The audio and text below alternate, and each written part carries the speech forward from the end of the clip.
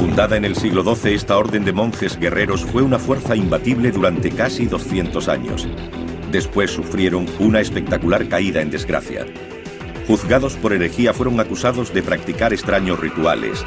Sus delatores afirmaban que escupían a la cruz, adoraban una cabeza humana cortada y practicaban actos sexuales perversos. Fueron disueltos y su gran maestre fue quemado en la hoguera. Desde entonces, su nombre ha conllevado un aire de misterio y romance. Hoy, libros como el Código da Vinci adornan el mito de los templarios. Persiste la afirmación de que guardan el objeto más sagrado de la cristiandad, el Santo Grial. Más allá de la leyenda, exploraremos el auténtico mundo de los caballeros templarios, un mundo edificado en piedra. Hace 800 años construyeron algunas de las mejores fortificaciones conocidas. Es fantástico. Hoy gran parte de lo que construyeron desaparece entre el paisaje. Ahora un equipo de expertos regresa a su mundo. No creo que se haya usado en siglos. Usando lo último en animación por ordenador, revelarán por primera vez en 8 siglos el mundo perdido de los caballeros templarios.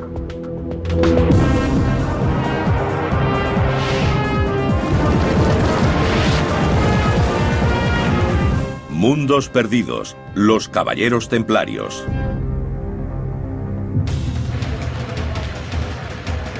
En un rincón de Oriente Próximo se encuentra el mundo olvidado de los caballeros templarios. La actual ciudad siria de Tartus fue la Antartus o Tortosa de los templarios, dominada por su espléndida fortaleza. Los que pasaron por la ciudad en el siglo XIII hablaban de una enorme capilla y un gran salón, un castillo inexpugnable y sólidas murallas con torres que parecían coronadas de piedras preciosas.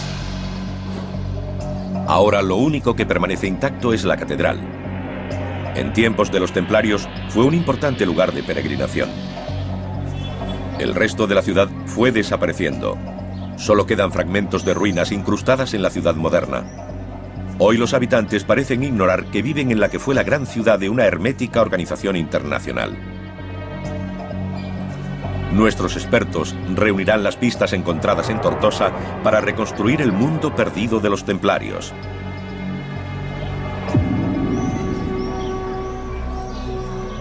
La Orden del Temple se formó en el siglo XII. Su objetivo era proteger a los peregrinos que se dirigían a Jerusalén. El profesor Paul Crawford está siguiendo el viejo camino hacia la antigua ciudad. Era tan peligroso que un peregrino escribió a su casa después de hacer la ruta, contando que había visto montones de huesos esparcidos a ambos lados del camino. Si un amigo moría, no te parabas a enterrarlo, porque esa fosa podía convertirse en la tuya. Podía aparecer cualquiera, matarte y enterrarte en ella. Los caballeros hacían votos de pobreza, castidad y obediencia. Ofrecían su vida para custodiar las rutas que seguían los peregrinos y se convertían en monjes guerreros. Pronto el papel de los templarios se extendió a la defensa de los territorios cristianos en Tierra Santa de los caudillos musulmanes. Los templarios representaban un nuevo concepto, la fusión de la dedicación medieval de un guerrero por un lado con la de religioso por otro. Uniéndolas apareció la figura del combatiente religioso. Este concepto de guerra santa era nuevo e impactante. Tortosa fue entregada a los caballeros templarios en 1152. A cambio, protegerían la ciudad y el terreno circundante de los musulmanes que querían que los pobladores cristianos abandonaran Tierra Santa. El centro de la ciudad era el castillo, regido por los monjes guerreros. David Nicol intenta encontrar las murallas del castillo para comprender cómo construyeron sus defensas. Esta es la muralla interior. Tiene lienzos cortos entre esas torres que sobresalen. Parece una especie de zigzag, pero son torres individuales. David pasea entre las fortificaciones advirtiendo que aún queda mucho de ellas en pie. Parece que esta pequeña calle abraza la muralla. No podemos seguir más en esa dirección. El muro, hecho de grandes bloques de mampostería, desaparece entre esas casas. Enlazando todos los restos se puede desvelar la verdadera escala del castillo. 2 murallas concéntricas lo rodean por 3 lados. Protegiendo el flanco que da al mar, hay 2 grandes torres. Estas murallas fueron diseñadas para soportar al atacante más implacable. Documentos de la época nos hablan de ejércitos enemigos que intentaron socavar las defensas para tomar el castillo. El primer paso era llegar a la base del muro. Al menos en francés medieval, el sistema normal de hacerlo era lo que llamaríamos un chat, un gato. El gato era una sólida estructura de madera que se iba deslizando hasta el muro, soportando las flechas y piedras que los defensores lanzaban desde arriba. Irían avanzando muy lentamente, hasta llegar al muro. Entonces los atacantes cavaban un túnel bajo la muralla, que iban apuntalando hasta terminar la tarea. Colocarían material inflamable alrededor de los maderos, como paja, aceite de oliva y grasa, cualquier cosa que ardiera fácilmente. Lo encenderían y saldrían corriendo. Los puntales se quemarían y el muro empezaría a desmoronarse bajo su propio peso. Habrían roto el escudo. Los muros del castillo de Tortosa estaban diseñados para resistir a los zapadores enemigos. La distancia entre las torres parece ser la del alcance de una ballesta. El espaciado de las almenas permitía a los arqueros cubrir la zona entre ellas. Había una muralla exterior relativamente baja y probablemente una interior un poco más alta. Así los arqueros podían disparar por encima de la exterior. Pero había un problema para tirar desde las torres de Tortosa. La mayoría de las ballestas de la época estaban diseñadas para disparar horizontalmente, y aquí los templarios tendrían que apuntar hacia abajo. Eso era un problema porque ocurría esto. Podían disparar al enemigo, pero no de la forma que querían. Entonces desarrollaron un ingenioso dispositivo. Incorporaron una pinza que no sujetaba la flecha con fuerza, pero la retenía en su sitio. Y como puede verse, disparaban en cualquier ángulo, sin errar el tiro. Pero arcos y flechas eran inútiles ante esto. La gran máquina de guerra medieval. Un maganel. Esta enorme catapulta de casi 20 metros de altura es la más grande del mundo. Se utilizaron 6 robles para construirla.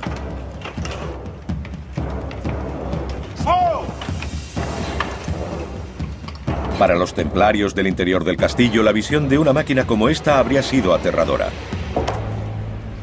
Pronto, piedras de 30 kilos caerían sobre la fortificación con un efecto devastador.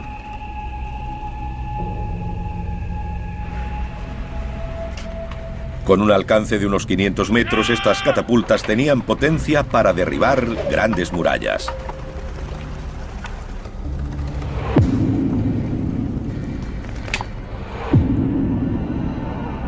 David Nicholl ha reunido todas las pistas para reconstruir las torres y murallas diseñadas para soportar el efecto de las catapultas y los zapadores. Si el enemigo abrió una brecha en el muro exterior mediante un túnel, aún quedaba otro interior que traspasar, y con un grosor de 6 metros era casi inexpugnable. Tortosa fue la puerta de entrada a una serie de fortificaciones igualmente imponentes que protegían los territorios a través de Tierra Santa.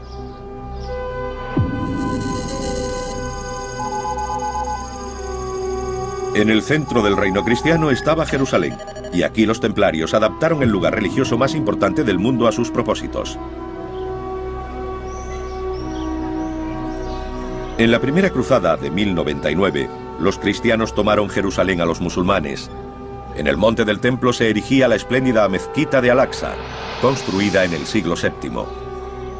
En el Jerusalén cristiano, Al-Aqsa serviría como cuartel general de los templarios. Eso significaba que ellos quedaban así unidos a uno de los lugares más importantes de la cristiandad. En la Biblia hay todo tipo de historias asociadas con esa zona. Se supone que Jesús caminó entre sus muros haciendo milagros. Los templarios quedaban asociados a esos hechos. La antigua mezquita fue adaptada para convertirse en centro administrativo. Bajo ella, en cámaras subterráneas, los monjes guerreros guardaban sus caballos, listos para entrar en combate y defender los santos lugares de Jerusalén. Los espléndidos arcos de los establos medían 9 metros de altura y cubrían una zona de 6.000 metros cuadrados. Las cuadras podían albergar a más de 1000 caballos. Un visitante occidental afirmó que si se disparaba una ballesta, la flecha ni siquiera llegaría al otro extremo debido a su tamaño. Ahí se instalaron los templarios. Esta militarización de los santos lugares personificó el papel espiritual y militar de los caballeros. La defensa de la costa oriental cristiana supuso muchas vidas. En el extremo más alejado de su red había una iglesia donde se reclutaban nuevos hombres. Pero aquí los extraños rituales de los templarios estaban envueltos en el misterio.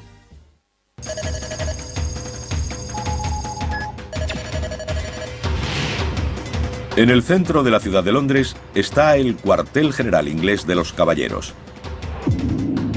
La iglesia templaria fue consagrada en 1185.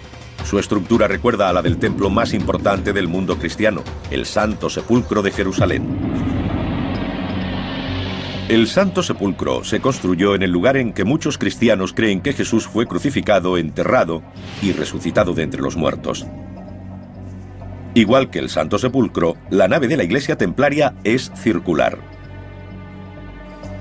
Dentro de estos muros tenía lugar un misterioso ritual para investir a nuevos miembros. Los caballeros eran reclutados en gran número por toda Europa. Sustituían a los hombres muertos en batalla, defendiendo el reino de Jerusalén. A veces padecieron terribles bajas en combate. En 1244 murieron 312 en una batalla. Eran 348 templarios.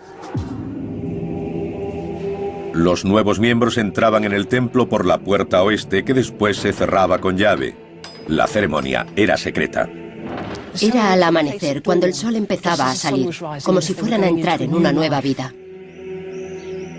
Los iniciados pasaban a la nave circular entre fantasmales estatuas. Entonces comenzaba un solemne ritual.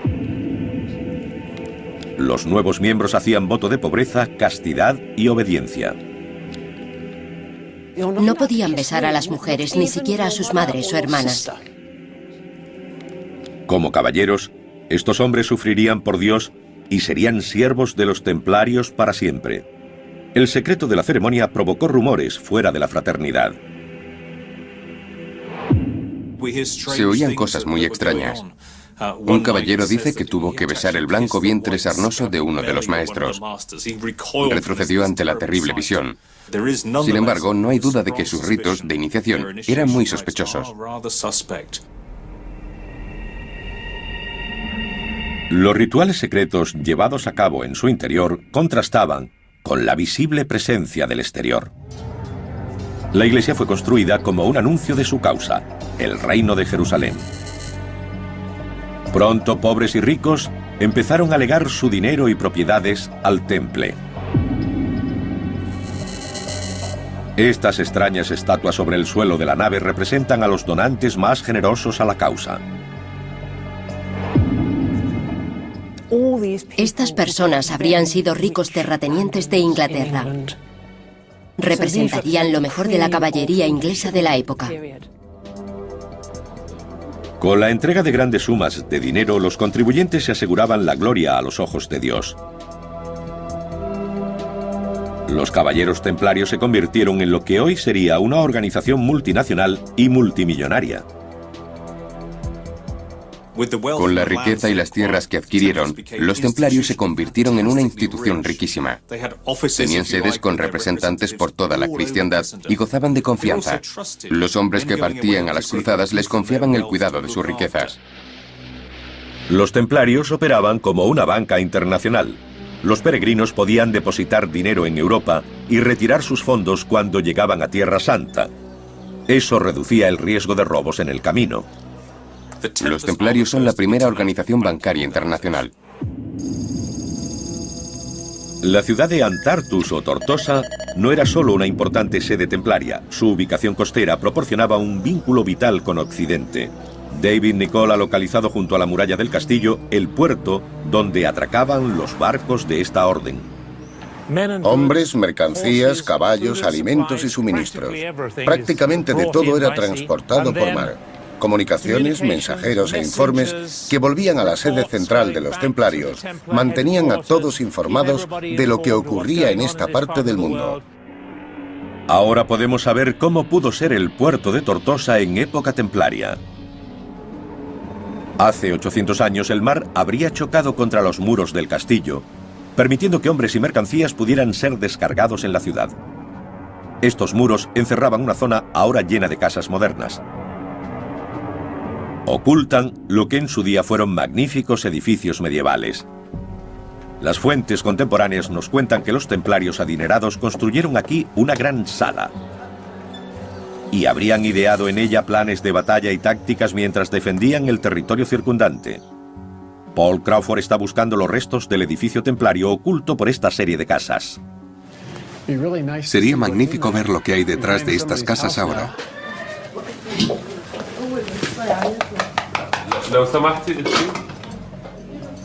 ¿Puedo entrar?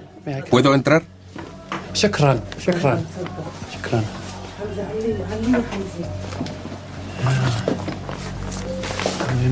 Ya estoy dentro. A ver si puedo subir. Han construido sus casas sobre partes del gran salón. Dios mío, es fantástico. La gente está viviendo junto a las murallas del gran salón. En las bóvedas hay pruebas del estilo gótico usado por los templarios. Los caballeros construyeron los arcos abovedados del gran salón con piedras en forma de cuña. La clave se mantenía en el centro por la presión de las piezas vecinas.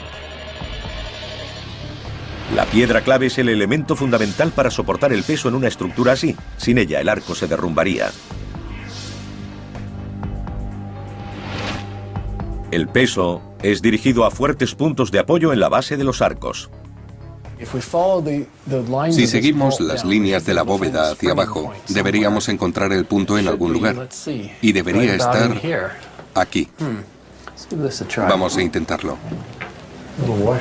A ver. Aquí está, decorado. Es precioso. Hay que imaginarse mirándolo desde abajo a 6 metros. Es fantástico. Ahora podemos revelar la magnificencia del gran salón. Hace 8 siglos bulliría de actividad mientras los templarios conspiraban contra el gran caudillo musulmán Saladino. En el suelo, quizá habría largas mesas con caballeros planeando sus estrategias. En 1188, quizá entró un mensajero avisando de la llegada de Saladino. Todos habrían saltado de sus asientos para dirigirse a sus puestos. Los monjes guerreros cogerían sus armas y lucharían hasta la muerte para defender Tortosa de su enemigo. Pero para los templarios, rezar era tan importante como combatir. Enterrados en algún lugar de los muros del castillo deben estar los restos de una capilla. Paul Crawford espera encontrarlos. La tenemos. Ahí arriba. Es increíble caminar por aquí y descubrirla, escondida en un pequeño rincón de Tartus. No la ha usado nadie durante cientos de años.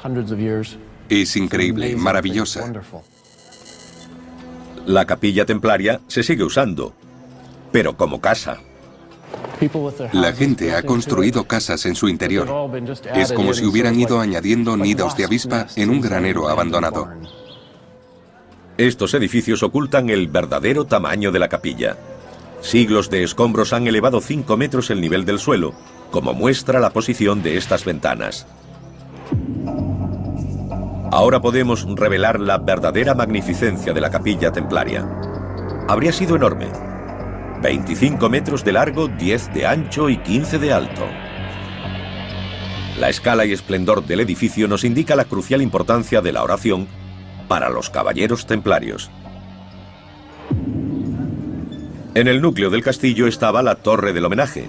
Esta sólida torre de piedra habría sido el centro neurálgico militar de la fortaleza. Dominaba toda la ciudad. Hoy la Torre del Homenaje ha quedado oscurecida por más de 800 años de conflictos y cambios. El historiador militar David Nicholl cree que ha localizado sus restos. Pero lo que hay en el interior lleva siglos oculto y está a punto de descubrirlo. Este es el centro de la vieja torre. Es muy difícil caminar por aquí. Está sin tocar. No se ha usado en siglos. Hay una puerta. David se ha tropezado con el santuario interior de la torre. Si la ciudad fuera atacada, este habría sido el último bastión. Aquí puede haber pistas de cómo sobrevivieron durante los asedios. Por el sonido está llena de agua. Da un poco de miedo. Hace eco y hay escalones que llevan hasta el agua. Es escalofriante. Hace un descubrimiento asombroso. Una cisterna que sigue llena de agua siglos después de marcharse los templarios. ¿Qué profundidad tendrá? Bastante. No pienso meterme ahí.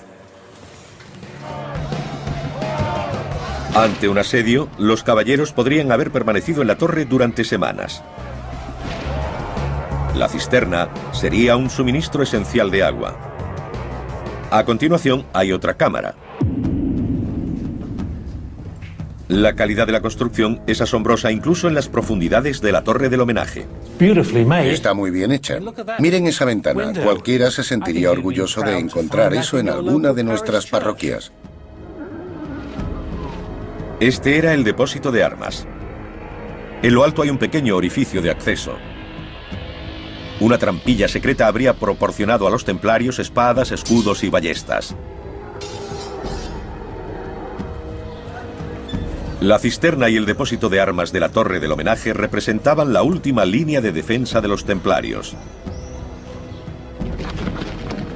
En 1188, su gran enemigo Saladino atacó Tortosa.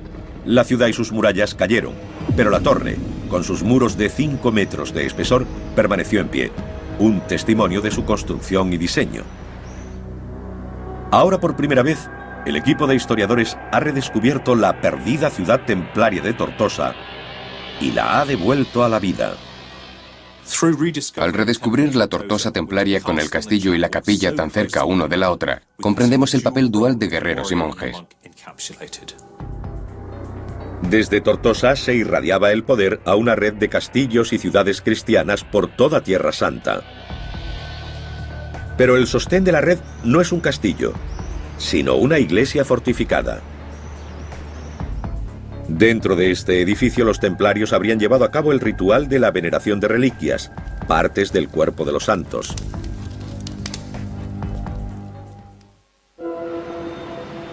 Desde el puerto de Antartus o Tortosa, los caballeros irradiaban su poder y riqueza por toda Tierra Santa. A casi 50 kilómetros de Tortosa está Chastelblanc, en la frontera del reino cristiano. Hoy todo cuanto queda es una solitaria torre de piedra en una colina que domina la moderna ciudad de Safita. Chastelblanc sobresale 30 metros sobre el pico más alto de la región. Pero es un edificio especial y único. Es una iglesia fortificada. Es el ideal templario, hecho piedra. La fe cristiana defendida por el poder militar. Se unen la función del guerrero y la vocación religiosa porque es un edificio religioso. Es una iglesia, pero tiene saeteras en vez de ventanas con vidrieras. Oculta dentro de los muros de 5 metros de espesor de la iglesia fortificada hay una escalera secreta. Conduce al tejado. Paul Crawford está explorando la fortificación para determinar por qué se construyó Chastel Blanc precisamente aquí. Ahora entiendo por qué los templarios construyeron una red de castillos en este lugar. No es un desierto, no está cubierto de arena. Hay huertos, olivos, naranjos y limoneros. Mucha riqueza vegetal. Es un paisaje muy bello. No era atractivo solo para la vista, también lo era para el bolsillo. Un territorio muy valioso económicamente. Desde aquí divisaban todas las fortificaciones cercanas, con el inexpugnable Chastel Blanc en el centro de una red defensiva. Era el sostén de una red de castillos que mantenía esta rica y fértil tierra, defendiéndola. Chastel Blanc tiene un bello diseño compacto, con una capilla en el nivel inferior y un dormitorio encima. Debajo, tallado en la roca, hay un depósito de agua. Pero para el constructor medieval, levantar una fortificación en lo alto de esta colina representaba un reto importante. Es muy caro construir un castillo así. Solo hay que ver el espesor de los muros, el tamaño de los bloques y lo cuidadosamente que fueron ensamblados. El historiador David Nicol ha estudiado cómo lograron mover estas gigantescas piedras de 1000 kilos para construir sus castillos. Usaron grúas de madera y poleas. Era un sistema muy sofisticado. Tenían la misma ingeniería que nosotros, con la diferencia de que entonces todo era madera y cuerdas. No había acero ni ningún material de ese tipo. Y en vez de electricidad o combustible diésel, la tracción la proporcionaban hombres o animales. Una persona se colocaba dentro de la rueda y caminaba, como los hámsters en la rueda de su jaula. Eso se transformaba en potencia que tiraba de las cuerdas. Era muy eficaz. La ingeniería utilizada es impresionante, pero no lo es menos su calidad. Cada piedra está labrada a la perfección. Miren esto. La parte inferior de la ventana está inclinada para poder asomarse. En caso de que llegara algún enemigo, se podían disparar flechas y dar en el blanco gracias a la pendiente. No había ningún ángulo muerto. Para los templarios, la guía en el campo de batalla llegaba de Dios. Dentro de su capilla fortificada, los monjes guerreros habrían participado en rituales religiosos, venerando reliquias de santos. En la historia cristiana siempre ha existido ese elemento de aproximación a un santo, venerando o incluso tocando sus reliquias. A menudo se trataba de un fragmento de hueso o un trozo de ropa de un santo, a veces de algo más tremebundo como una cabeza cortada.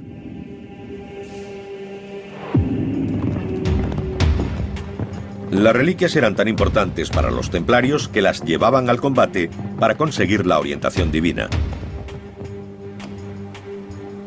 Pero las reliquias más ansiadas eran las del propio Jesucristo. No tenemos reliquias de nuestro Señor, porque ascendió a los cielos. Nos hemos aferrado a las cosas más cercanas a Él. Para muchos, la copa de la última cena tiene un gran significado. Esa copa, el Santo Grial, ha sido durante siglos objeto de mitología. Se dice que los templarios, en su búsqueda de reliquias, desenterraron el Santo Grial en el monte del templo. Se convirtió en su posesión más sagrada, que defendían con su propia vida. Pero hay pocas pruebas de que esta leyenda sea cierta. Fue invención de un escritor francés del siglo XII llamado Chrétien de Troyes. Los templarios nunca podrían haber obtenido el Santo Grial, que se remonta a los tiempos de Cristo. En la Edad Media hubo gente a la que hoy llamaríamos escritores de ciencia ficción, a los que se les ocurrió relacionar la idea del Santo Grial con la de los templarios. Vincular a los misteriosos templarios con el gran icono de la cristiandad fue la suprema fantasía medieval. El problema es que tomó vida propia, continuó creciendo y ahora la gente lo cree, pero todo es fantasía. Borrando los asentamientos modernos, podemos ver Chastelblanc como los templarios lo habrían conocido. En lo alto de esta abrupta colina, protegida por dos murallas concéntricas, la iglesia fortificada estaba extraordinariamente protegida. Este elemento central de la red unía la sede de Tortosa con el resto de las defensas cristianas. Pero a 40 kilómetros está el mejor de los castillos, Crac de Chevalier, construido para soportar el más brutal de los ataques.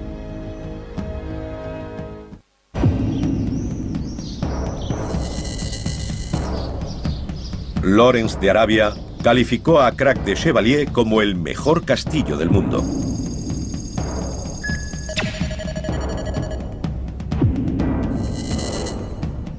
Con muros exteriores de 30 metros de grosor y 7 torres de 9 metros de diámetro, este castillo era prácticamente inexpugnable.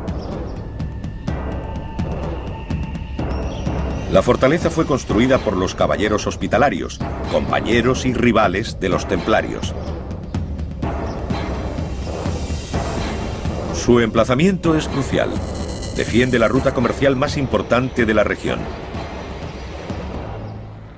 Allí hay un gran valle con la carretera principal. Lo es ahora y lo fue en la Edad Media, uniendo la costa con las ciudades del interior, que en el período de las cruzadas fueron los centros del poder islámico. La costa era el centro del poder de los cruzados. Hospitalarios y templarios unieron fuerzas para defender este importante territorio. Era una enorme operación militar y David Nicholl pretende descubrir cómo operaban los caballeros. Los caballos eran esenciales para los templarios, pero estabularlos era una ardua tarea. El primero de dos establos.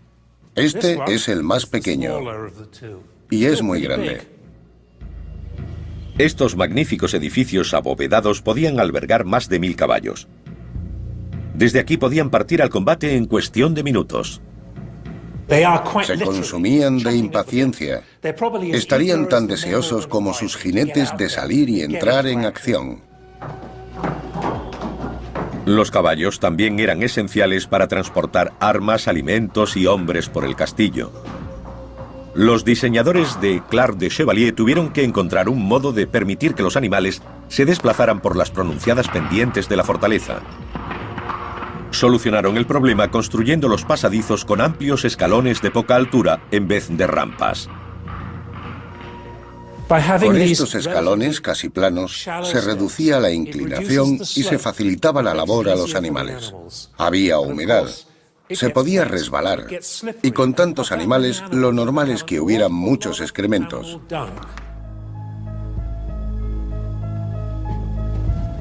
El movimiento de los hombres por el castillo también era importante, especialmente bajo un ataque.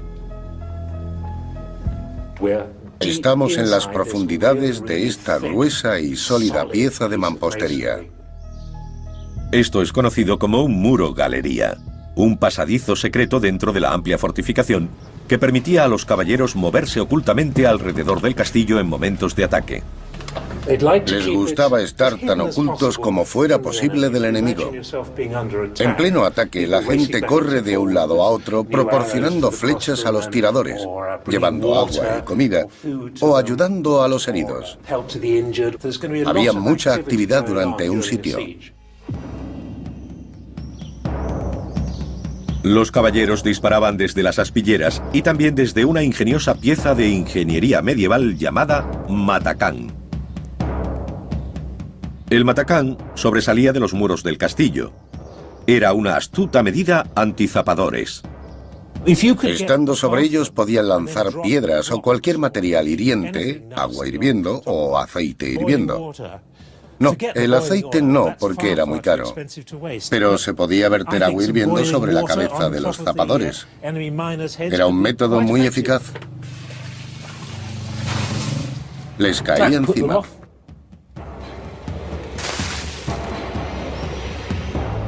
Pero el mejor ejemplo de la ingeniería militar de Crac de Chevalier es el gran muro inclinado que rodea a la torre del homenaje.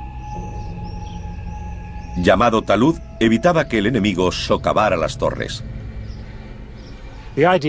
La idea es que si lograban penetrar ahí se les vendría encima. A pesar de la red de fortificaciones, en 1187 las cosas se estaban volviendo en contra de los templarios.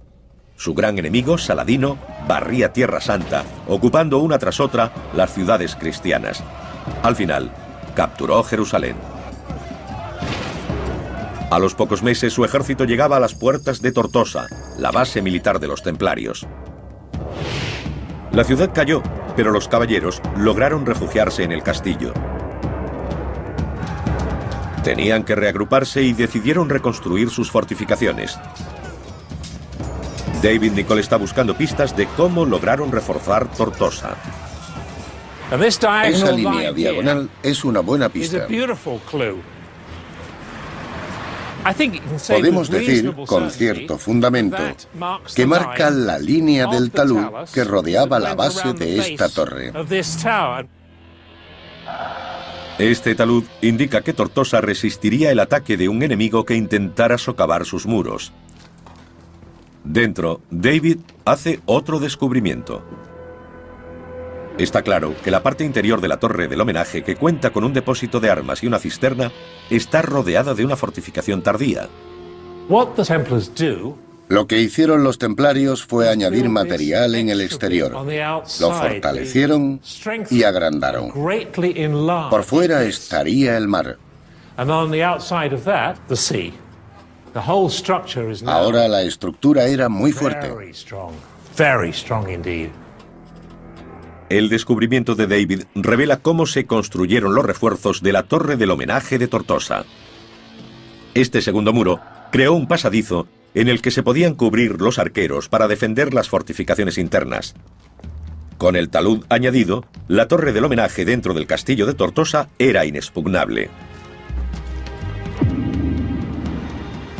Pero a pesar de las fortificaciones, los templarios fueron incapaces de resistir la marea de fuerzas musulmanas que querían expulsarlos de Tierra Santa. A finales del siglo XIII habían caído todos sus castillos excepto Tortosa. Pero sin su red de fortalezas, los caballeros estaban condenados. Dándose cuenta de que todo estaba perdido, se retiraron a una pequeña isla a 1 kilómetro de Tortosa. Su riqueza, secreto y brutalidad estaban a punto de volverse contra ellos. En 1291, los templarios habían fracasado en su misión de defender los territorios cristianos de Tierra Santa. Habían caído sus aparentemente inexpugnables fortalezas. Los templarios se vieron empujados a la costa hasta Tortosa, el único castillo que les quedaba. Pero sin su red, también este estaría condenado a caer. Solo les quedaba la opción de la huida. Tortosa ya era inútil, no se podía defender. En agosto de 1291, los templarios cogieron sus barcos y zarparon.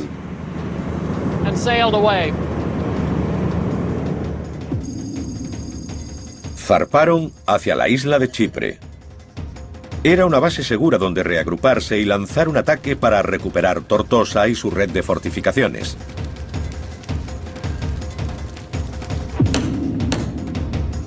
Prepararon una flota de barcos diseñados para transportar a los caballeros hasta la costa.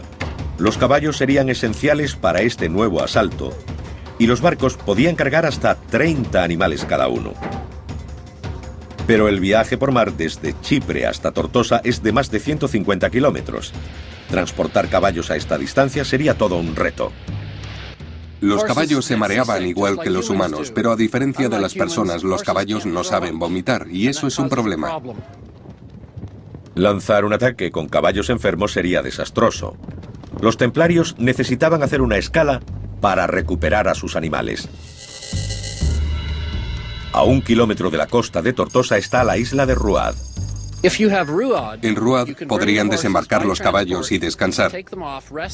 Después volverlos a cargar en el barco y llevarlos a la costa. Así estarían en buenas condiciones para el ataque. En 1300, los templarios partieron hacia la isla de Ruad con una guarnición de 120 caballeros y 500 arqueros listos para actuar. Volvieron con la idea de usar la isla como cabeza de playa, recuperar Tortosa y después el resto. El único territorio de Tierra Santa en poder aún de los templarios era Ruad, una isla de menos de 1 kilómetro de longitud. Lo habían perdido todo. La línea costera que hemos visto antes, la ciudad de Tortosa, la catedral, Crac de Chevalier, Chastel-Rouge, Chastel-Blanc, todas las grandes fortificaciones del interior habían caído y sus posesiones habían quedado reducidas a una isla solo un poco más grande que la ciudad de Tortosa. Pero en 1302 las cosas empeoraron para los templarios. Una fuerza musulmana descubrió la presencia de una guarnición en Ruad que amenazaba sus territorios y lanzaron un ataque anfibio. Establecieron contacto en 2 puntos de la isla, atacaron a los templarios y a su infantería, obligaron a los caballeros a retirarse a una fortaleza, posiblemente esta en un extremo de la isla, y los separaron de la infantería. Hubo una lucha puerta a puerta por los angostos callejones de la isla. Dándose cuenta de que no había nada que hacer, los templarios se rindieron. Su último bastión había caído en manos de su enemigo. La era de los templarios como defensores de Tierra Santa había llegado a su fin. Ahora tenían que rendir cuentas en Europa. Su vocación era defender los lugares santos y habían fracasado. La gente llevaba siglos financiándolos porque ellos iban a salvaguardar los lugares cristianos, pero fallaron. La reputación de los grandes templarios había quedado destrozada. El 13 de octubre de 1307, el rey de Francia ordenaba su detención. Los acusó de negar a Cristo, de escupir a la cruz, de orinar en la cruz. Los acusó de prácticas homosexuales, de adorar ídolos y cabezas. Molestaban sus misteriosos rituales, en particular la ceremonia secreta de recepción en la que los nuevos caballeros juraban su entrada en la orden. La gente se preguntaba qué podría pasar detrás de esas puertas cerradas. Si era algo bueno, como decían los templarios, si era algo sagrado y honesto, ¿por qué nadie podía entrar a verlo? Debía ocurrir algo horrible y obsceno que querían guardar en secreto. No hay humo sin fuego. Los templarios fueron interrogados bajo brutales torturas. A un sacerdote templario le pusieron los pies sobre el fuego y le quemaron las plantas hasta que se le cayeron los huesos. Otros templarios fueron colgados del techo de mazmorras con pesos atados a los pies o incluso a sus testículos. Aquellos hombres rotos confesaron desde la adoración de ídolos hasta la sodomía. Sabemos que se puede hacer sufrir a un hombre hasta el punto de hacerle confesar cualquier cosa. Eso hace que los historiadores sospechen que los cargos contra los templarios no fueron ciertos.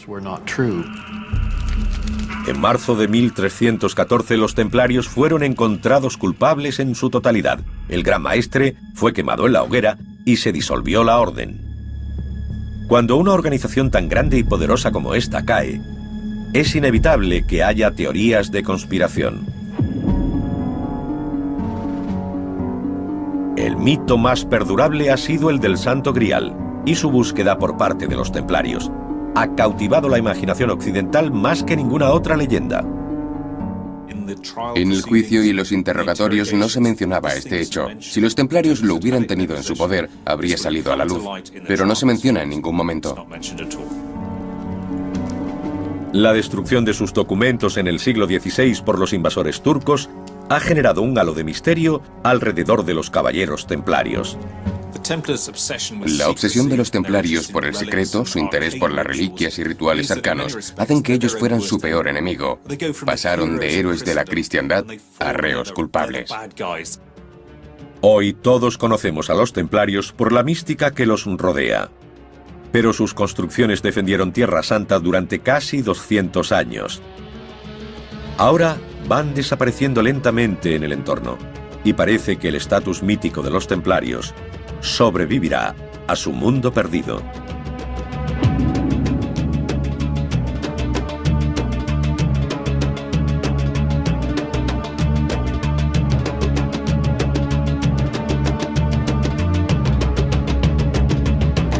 que amenazaba sus territorios y lanzaron un ataque anfibio. Establecieron contacto en 2 puntos de la isla, atacaron a los templarios y a su infantería, obligaron a los caballeros a retirarse a una fortaleza, posiblemente esta en un extremo de la isla, y los separaron de la infantería. Hubo una lucha puerta a puerta por los angostos callejones de la isla. Dándose cuenta de que no había nada que hacer, los templarios se rindieron. Su último bastión había caído en manos de su enemigo. La era de los templarios como defensores de Tierra Santa había llegado a su fin. Ahora tenían que rendir cuentas en Europa. Su vocación era defender los lugares santos y habían fracasado. La gente llevaba siglos financiándolos porque ellos iban a salvaguardar los lugares cristianos, pero fallaron. La reputación de los grandes templarios había quedado destrozada. El 13 de octubre de 1307, el rey de Francia ordenaba su detención. Los acusó de negar a Cristo, de escupir a la cruz, de orinar en la cruz. Los acusó de prácticas homosexuales, de adorar ídolos y cabezas. Molestaban sus misteriosos rituales, en particular la ceremonia secreta de recepción en la que los nuevos caballeros juraban su entrada en la orden. La gente se preguntaba qué podría pasar detrás de esas puertas cerradas. Si era algo bueno, como decían los templarios, si era algo sagrado y honesto, ¿por qué nadie podía entrar a verlo? Debía ocurrir algo horrible y obsceno que querían guardar en secreto. No hay humo sin fuego. Los templarios fueron interrogados bajo brutales torturas. A un sacerdote templario le pusieron los pies sobre el fuego y le quemaron las plantas hasta que se le cayeron los huesos. Otros templarios fueron colgados del techo de mazmorras con pesos atados a los pies o incluso a sus testículos. Aquellos hombres rotos confesaron desde la adoración de ídolos hasta la sodomía. Sabemos que se puede hacer sufrir a un hombre hasta el punto de hacerle confesar cualquier cosa. Eso hace que los historiadores sospechen que los cargos contra los templarios no fueron ciertos. En marzo de 1314 los templarios fueron encontrados culpables en su totalidad. El gran maestre fue quemado en la hoguera y se disolvió la orden. Cuando una organización tan grande y poderosa como esta cae, es inevitable que haya teorías de conspiración. El mito más perdurable ha sido el del Santo Grial y su búsqueda por parte de Piedra, la fe cristiana defendida por el poder militar. Se unen la función del guerrero y la vocación religiosa porque es un edificio religioso. Es una iglesia, pero tiene saeteras en vez de ventanas con vidrieras. Oculta dentro de los muros de 5 metros de espesor de la iglesia fortificada hay una escalera secreta. Conduce al tejado. Paul Crawford está explorando la fortificación para determinar por qué se construyó Chastel Blanc precisamente aquí.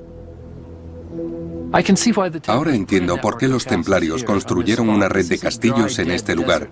No es un desierto, no está cubierto de arena. Hay huertos, olivos, naranjos y limoneros. Mucha riqueza vegetal. Es un paisaje muy bello. No era atractivo solo para la vista, también lo era para el bolsillo.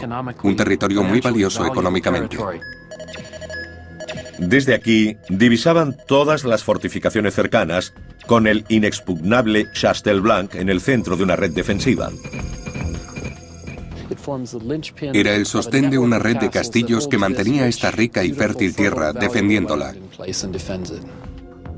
Chastel Blanc tiene un bello diseño compacto, con una capilla en el nivel inferior y un dormitorio encima. Debajo, tallado en la roca, hay un depósito de agua. Pero para el constructor medieval, levantar una fortificación en lo alto de esta colina representaba un reto importante. Es muy caro construir un castillo así. Solo hay que ver el espesor de los muros, el tamaño de los bloques y lo cuidadosamente que fueron ensamblados. El historiador David Nicol ha estudiado cómo lograron mover estas gigantescas piedras de 1000 kilos para construir sus castillos.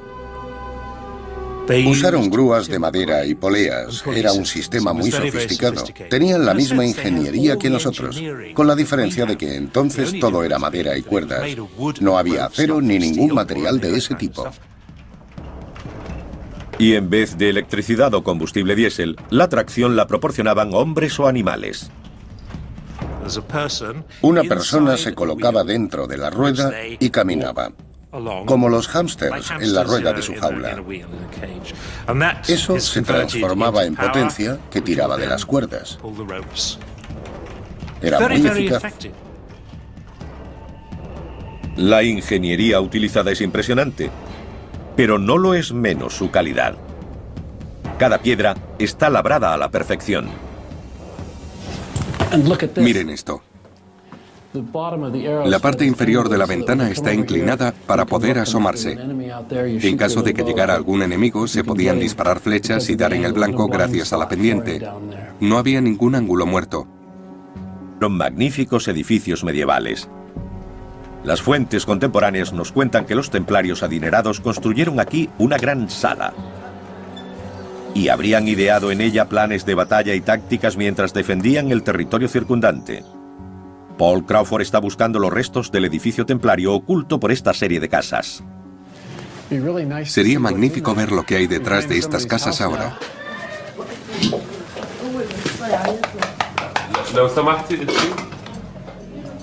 ¿Puedo entrar? ¿Puedo entrar? Shukran, shukran, shukran.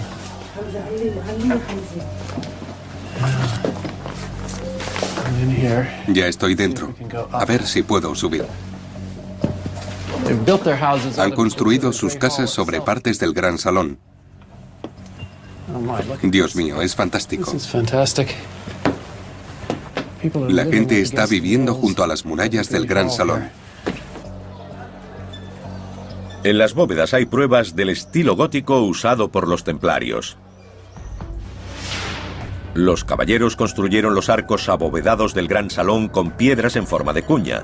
La clave se mantenía en el centro por la presión de las piezas vecinas. La piedra clave es el elemento fundamental para soportar el peso en una estructura así. Sin ella, el arco se derrumbaría. El peso es dirigido a fuertes puntos de apoyo en la base de los arcos. Si seguimos las líneas de la bóveda hacia abajo, deberíamos encontrar el punto en algún lugar. Y debería estar aquí. Vamos a intentarlo. A ver. Aquí está, decorado. Es precioso. Hay que imaginarse mirándolo desde abajo a 6 metros. Es fantástico. Ahora podemos revelar la magnificencia del gran salón. Hace 8 siglos bulliría de actividad mientras los templarios conspiraban contra el gran caudillo musulmán Saladino. En el suelo, quizá habría largas mesas con caballeros planeando sus estrategias. En 1188, quizá entró un mensajero avisando de la llegada de Saladino. Todos habrían saltado de sus asientos para dirigirse a sus puestos. Los monjes guerreros cogerían sus armas y lucharían hasta la muerte para defender Tortosa de su enemigo. Pero para los templarios, rezar era tan importante como combatir. Enterrados en algún lugar de los muros del castillo deben estar los restos de una capilla. Paul Crawford espera encontrarlos. La tenemos. Ahí. El primer paso era llegar a la base del muro. Al menos en francés medieval, el sistema normal de hacerlo era lo que llamaríamos un chat, un gato. El gato era una sólida estructura de madera que se iba deslizando hasta el muro, soportando las flechas y piedras que los defensores lanzaban desde arriba. Irían avanzando muy lentamente, hasta llegar al muro. Entonces los atacantes cavaban un túnel bajo la muralla, que iban apuntalando hasta terminar la tarea. Colocarían material inflamable alrededor de los maderos, como paja, aceite de oliva y grasa, cualquier cosa que ardiera fácilmente. Lo encenderían y saldrían corriendo. Los puntales se quemarían y el muro empezaría a desmoronarse bajo su propio peso. Habrían roto el escudo. Los muros del castillo de Tortosa estaban diseñados para resistir a los zapadores enemigos. La distancia entre las torres parece ser la del alcance de una ballesta. El espaciado de las almenas permitía a los arqueros cubrir la zona entre ellas. Había una muralla exterior relativamente baja y probablemente una interior un poco más alta. Así los arqueros podían disparar por encima de la exterior. Pero había un problema para tirar desde las torres de Tortosa. La mayoría de las ballestas de la época estaban diseñadas para disparar horizontalmente, y aquí los templarios tendrían que apuntar hacia abajo. Eso era un problema porque ocurría esto. Podían disparar al enemigo, pero no de la forma que querían. Entonces desarrollaron un ingenioso dispositivo. Incorporaron una pinza que no sujetaba la flecha con fuerza, pero la retenía en su sitio. Y como puede verse, disparaban en cualquier ángulo, sin errar el tiro. Pero arcos y flechas eran inútiles ante esto. La gran máquina de guerra medieval. Un maganel. Esta enorme catapulta de casi 20 metros de altura es la más grande del mundo. Se utilizaron 6 robles para construirla.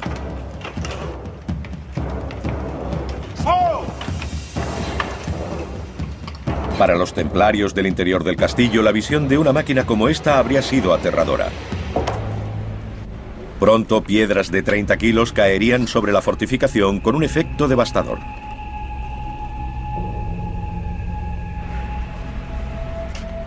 Con un alcance de unos 500... Da un poco de miedo. Hace eco y hay escalones que llevan hasta el agua. Es escalofriante. Hace un descubrimiento asombroso. Una cisterna que sigue llena de agua siglos después de marcharse los templarios. ¿Qué profundidad tendrá? Bastante. No pienso meterme ahí.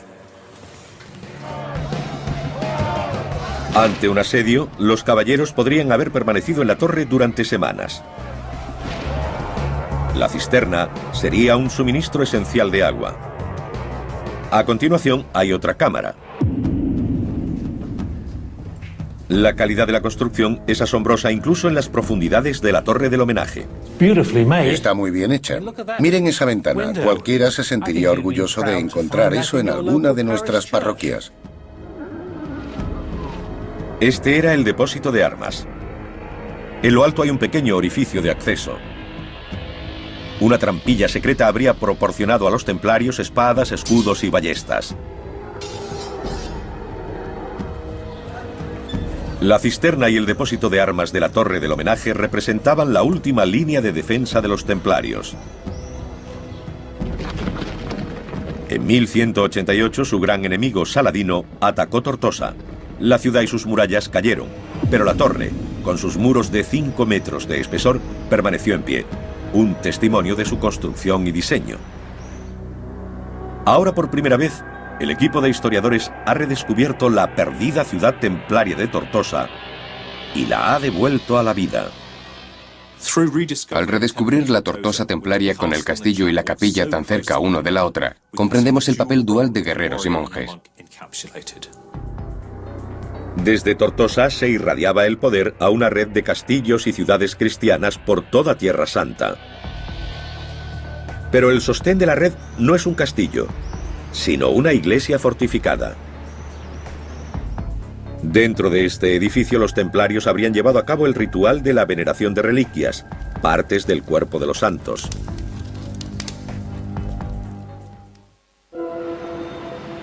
Desde el puerto de Antartus o Tortosa, los caballeros irradiaban su poder y riqueza por toda Tierra Santa. A casi 50 kilómetros de Tortosa está Chastelblanc, en la frontera del reino cristiano.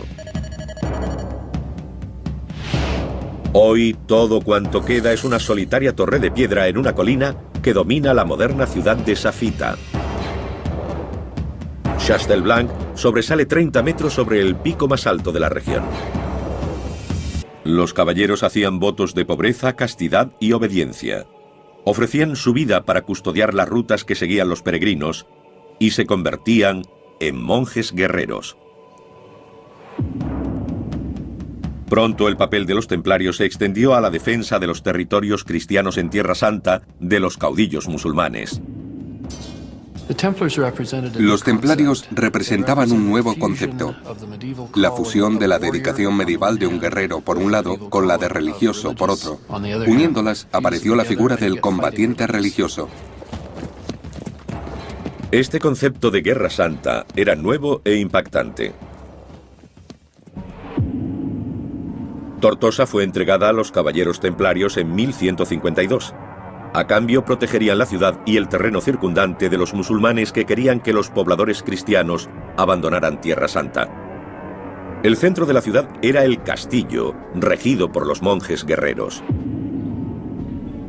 David Nicol intenta encontrar las murallas del castillo para comprender cómo construyeron sus defensas. Esta es la muralla interior. Tiene lienzos cortos entre esas torres que sobresalen. Parece una especie de zigzag, pero son torres individuales. David pasea entre las fortificaciones advirtiendo que aún queda mucho de ellas en pie. Parece que esta pequeña calle abraza la muralla. No podemos seguir más en esa dirección. El muro, hecho de grandes bloques de mampostería, desaparece entre esas casas. Enlazando todos los restos se puede desvelar la verdadera escala del castillo. Dos murallas concéntricas lo rodean por tres lados. Protegiendo el flanco que da al mar, hay dos grandes torres. Estas murallas fueron diseñadas para soportar al atacante más implacable. Documentos de la época nos hablan de ejércitos enemigos que intentaron socavar las defensas para tomar el castillo. El primer paso era llegar a la base del muro. Al menos en francés medieval, el sistema normal de hacerlo era lo que llamaríamos un chat, un gato. El gato era una sólida estructura de madera que se iba deslizando hasta el muro, soportando las flechas y piedras que los defensores lanzaban desde arriba. Irían avanzando muy lentamente, hasta llegar al muro. Entonces los atacantes cavaban un túnel bajo la muralla, que iban apuntalando hasta terminar la tarea. Colocarían material inflamable alrededor de los maderos, como paja, aceite de oliva y grasa. Los templarios nunca podrían haber obtenido el Santo Grial, que se remonta a los tiempos de Cristo. En la Edad Media hubo gente a la que hoy llamaríamos escritores de ciencia ficción, a los que se les ocurrió relacionar la idea del Santo Grial con la de los templarios. Vincular a los misteriosos templarios con el gran icono de la cristiandad fue la suprema fantasía medieval. El problema es que tomó vida propia, continuó creciendo y ahora la gente lo cree, pero todo es fantasía. Borrando los asentamientos modernos, podemos ver Chastelblanc como los templarios lo habrían conocido. En lo alto de esta abrupta colina, protegida por dos murallas concéntricas, la iglesia fortificada estaba extraordinariamente protegida. Este elemento central de la red unía la sede de Tortosa con el resto de las defensas cristianas. Pero a 40 kilómetros está el mejor de los castillos, Crac de Chevalier, construido para soportar el más brutal de los ataques.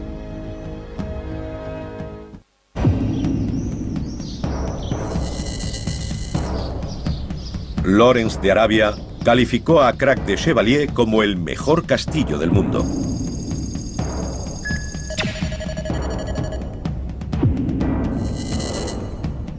Con muros exteriores de 30 metros de grosor y 7 torres de 9 metros de diámetro, este castillo era prácticamente inexpugnable. La fortaleza fue construida por los caballeros hospitalarios, compañeros y rivales de los templarios. Su emplazamiento es crucial. Defiende la ruta comercial más importante de la región. Allí hay un gran valle con la carretera principal. Lo es ahora y lo fue en la Edad Media, uniendo la costa con las ciudades del interior, que en el período de las cruzadas fueron los centros del poder islámico. La costa era el centro del poder de los cruzados. Hospitalarios y templarios unieron fuerzas para defender este importante territorio. Era una enorme operación militar y David Nicholl pretende descubrir cómo operaban los caballeros. Los caballos eran esenciales para los templarios, pero estabularlos era una ardua tarea. El primero de dos establos. Este es el más pequeño y es muy grande. Estos magníficos edificios abovedados podían albergar más de 1000 caballos. Desde aquí podían partir al combate en cuestión de minutos. Se consumían Varia. Hace 800 años el mar habría chocado contra los muros del castillo, permitiendo que hombres y mercancías pudieran ser descargados en la ciudad. Estos muros encerraban una zona ahora llena de casas modernas. Ocultan lo que en su día fueron magníficos edificios medievales. Las fuentes contemporáneas nos cuentan que los templarios adinerados construyeron aquí una gran sala y habrían ideado en ella planes de batalla y tácticas mientras defendían el territorio circundante. Paul Crawford está buscando los restos del edificio templario oculto por esta serie de casas. Sería magnífico ver lo que hay detrás de estas casas ahora.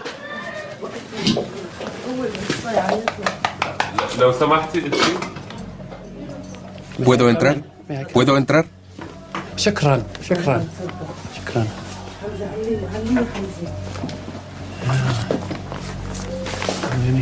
Ya estoy dentro. A ver si puedo subir. Han construido sus casas sobre partes del gran salón. Dios mío, es fantástico. La gente está viviendo junto a las murallas del gran salón. En las bóvedas hay pruebas del estilo gótico usado por los templarios. Los caballeros construyeron los arcos abovedados del gran salón con piedras en forma de cuña. La clave se mantenía en el centro por la presión de las piezas vecinas. La piedra clave es el elemento fundamental para soportar el peso en una estructura así. Sin ella, el arco se derrumbaría. El peso es dirigido a fuertes puntos de apoyo en la base de los arcos. Si seguimos las líneas de la bóveda hacia abajo, deberíamos encontrar el punto en algún lugar. Y debería estar aquí. Vamos a intentarlo. A ver. Aquí está, decorado. Es precioso. Hay que imaginarse mirándolo desde abajo a 6 metros. Es fantástico. Ahora podemos revelar la magnificencia del gran salón. Hace 8 siglos bulliría de actividad mientras los templarios conspiraban contra el gran caudillo musulmán Saladino. En el suelo, quizá habría largas mesas con caballeros planeando sus estrategias. En 1188, quizá entró un mensajero avisando de la llegada de Saladino. Todos habrían saltado de sus asientos para dirigirse a sus puestos. Los monjes guerreros cogerían sus armas y lucharían hasta la muerte para defender Tortosa de su enemigo. Hoy gran parte de lo que construyeron desaparece entre el paisaje. Ahora un equipo de expertos regresa a su mundo. No creo que se haya usado en siglos. Usando lo último en animación por ordenador, revelarán por primera vez en 8 siglos el mundo perdido de los caballeros templarios.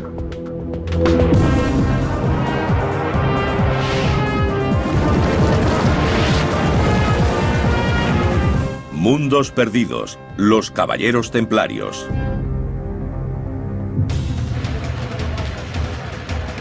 En un rincón de Oriente Próximo se encuentra el mundo olvidado de los caballeros templarios. La actual ciudad siria de Tartus fue la Antartus o Tortosa de los templarios, dominada por su espléndida fortaleza. Los que pasaron por la ciudad en el siglo XIII hablaban de una enorme capilla y un gran salón, un castillo inexpugnable y sólidas murallas con torres que parecían coronadas de piedras preciosas. Ahora lo único que permanece intacto es la catedral. En tiempos de los templarios fue un importante lugar de peregrinación. El resto de la ciudad fue desapareciendo. Solo quedan fragmentos de ruinas incrustadas en la ciudad moderna. Hoy los habitantes parecen ignorar que viven en la que fue la gran ciudad de una hermética organización internacional.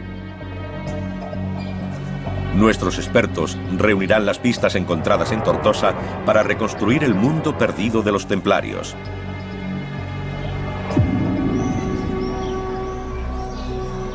La Orden del Temple se formó en el siglo XII.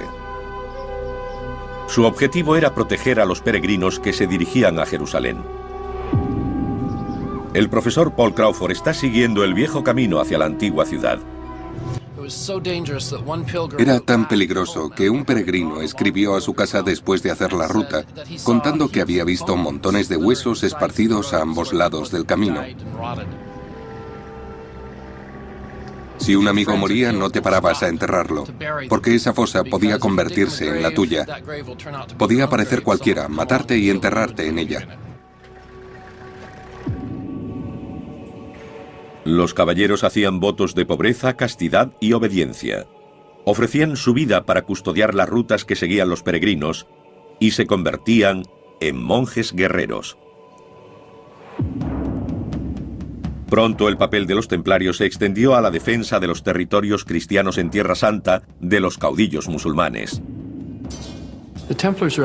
Los templarios representaban un nuevo concepto, la fusión de la dedicación medieval de un guerrero por un... Fueron los centros del poder islámico. La costa era el centro del poder de los cruzados. Hospitalarios y templarios unieron fuerzas para defender este importante territorio. Era una enorme operación militar y David Nicholl pretende descubrir cómo operaban los caballeros. Los caballos eran esenciales para los templarios, pero estabularlos era una ardua tarea. El primero de dos establos. Este es el más pequeño y es muy grande. Estos magníficos edificios abovedados podían albergar más de 1000 caballos. Desde aquí podían partir al combate en cuestión de minutos. Se consumían de impaciencia. Estarían tan deseosos como sus jinetes de salir y entrar en acción. Los caballos también eran esenciales para transportar armas, alimentos y hombres por el castillo. Los diseñadores de Clark de Chevalier tuvieron que encontrar un modo de permitir que los animales se desplazaran por las pronunciadas pendientes de la fortaleza. Solucionaron el problema construyendo los pasadizos con amplios escalones de poca altura en vez de rampas. Con estos escalones casi planos, se reducía la inclinación y se facilitaba la labor a los animales. Había humedad. Se podía resbalar, y con tantos animales, lo normal es que hubieran muchos excrementos.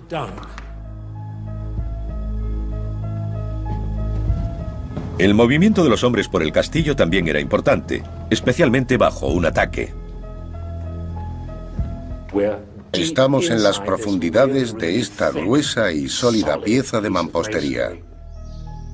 Esto es conocido como un muro-galería, un pasadizo secreto dentro de la amplia fortificación que permitía a los caballeros moverse ocultamente alrededor del castillo en momentos de ataque.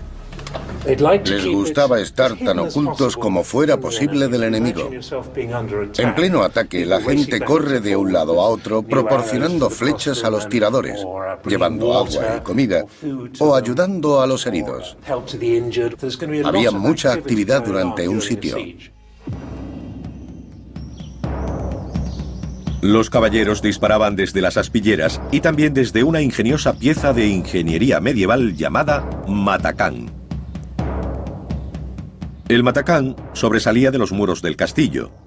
Era una astuta medida antizapadores. Estando sobre ellos podían lanzar piedras o cualquier material hiriente, agua hirviendo o aceite hirviendo. No, el aceite no, porque era muy caro. Pero se podía verter agua hirviendo sobre